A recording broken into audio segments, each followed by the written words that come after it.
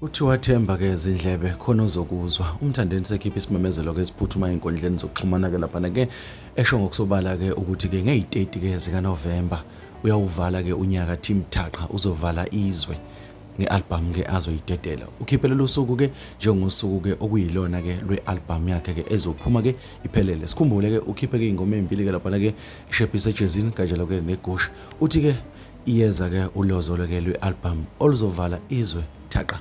Akusho mina ke kusho ke iGcokama Elisha.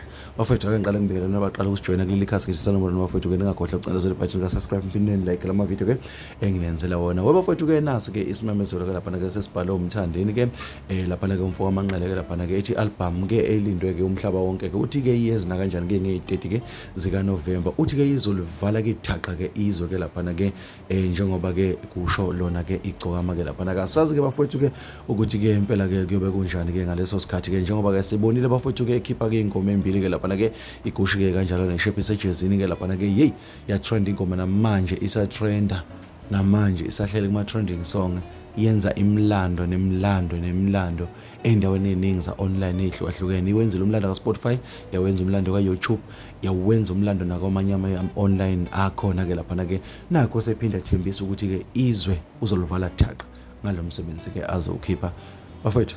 Ngikholwa ukuthi ke indaba ezimnandi ke lezi ke eqondene nabathandi bomculo kaMaskandi ama Red Nation ke mina ke okwami ukuthi ngiqinisekise ukuthi ngikulethela khona ke njengoba kunjalo ngicele futhi ukuthi ke ngicela uhlale khona la ekhaya khona okunye futhi ke ozokuthola mulokhu nje ubeka indlebe njalo bafethu ilezo.